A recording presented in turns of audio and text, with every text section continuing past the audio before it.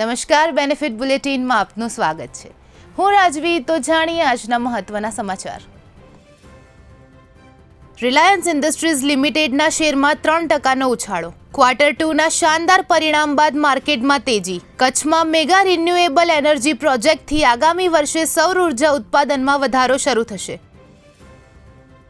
સિફી infinite spaces લિમિટેડે ₹3,700 કરોડના IPO માટે DRHP file કર્યું. ₹2,500 કરોડના ફ્રેશ ઇશ્યુ અને ₹1,200 કરોડના OFSની યોજના. ડેટા સેન્ટર એક્સપાન્શન અને ઓપરેશનલ ખર્ચ માટે ફંડનો ઉપયોગ. આ પહેલું ડેટા સેન્ટર આઈપીઓ ગણાશે.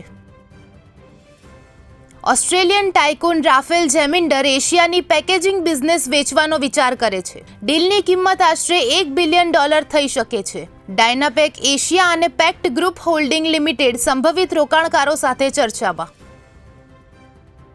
નેશનલ કંપની લો ટ્રિબ્યુનલે બ્લુ સ્માર્ટ મોબિલિટી ટેક સામે ઇન્વોલ્વન્સીની કેસ સ્વીકાર્યો. ₹5.84 કરોડના બાકી પેમેન્ટ મામલે કાર્યવાહી શરૂ. ઇલેક્ટ્રિક રાઇડ હેલિંગ સર્વિસ આપતી company board suspend. Interim resolution professional નિયુક્ત. તો આવા જ મહત્વના સમાચારો જાણવા માટે જોડાયેલા રહો બેનિફિટ ન્યૂઝ સાથે.